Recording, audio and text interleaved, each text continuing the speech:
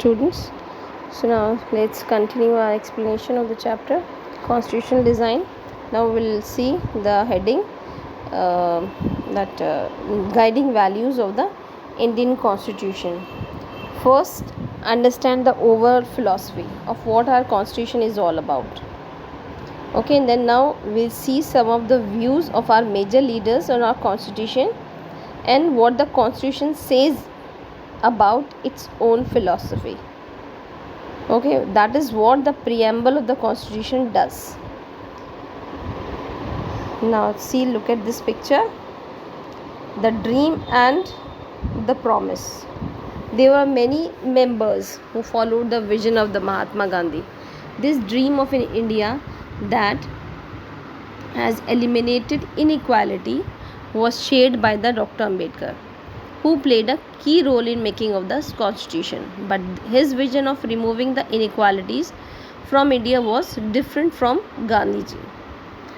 Then see the next one. This is the philosophy of the constitution. Now this is here the philosophy of the constitution. Values that inspired and guided the freedom struggle and were in return nurtured by it form the foundations of India's democracy. Given below in that picture are the values embedded in the preamble of the Indian Constitution. As we the people of India having the this and this, the picture of this you can see. We the people of India, the Constitution has been drawn up and enacted by the people through their representative and not handed down to them by a king or any outside powers.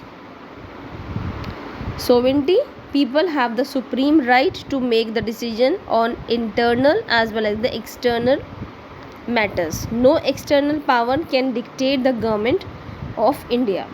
Socialist, what is socialist means? Wealth is generated socially and should be shared equally by the society.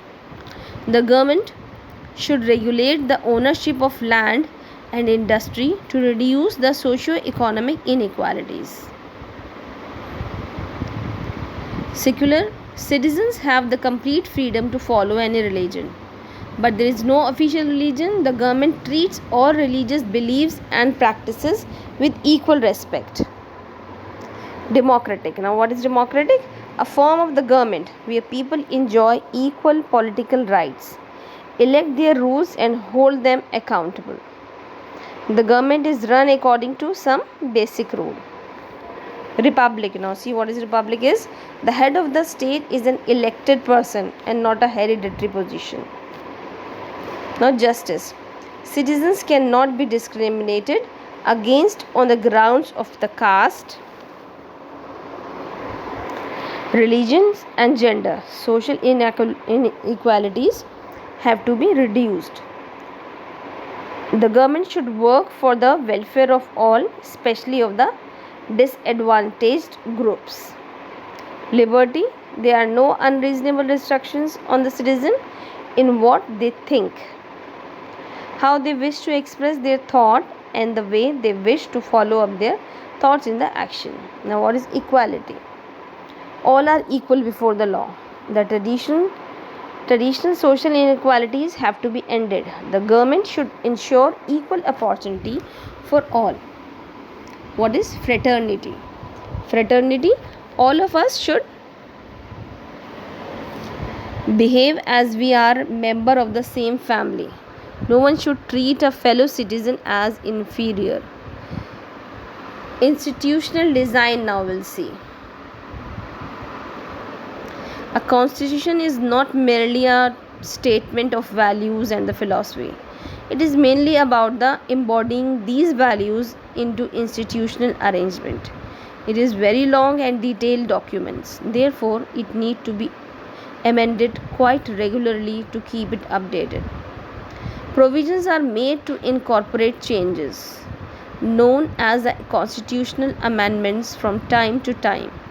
Like any constitution, the Indian Constitution also lays down a procedure for choosing persons to govern the country.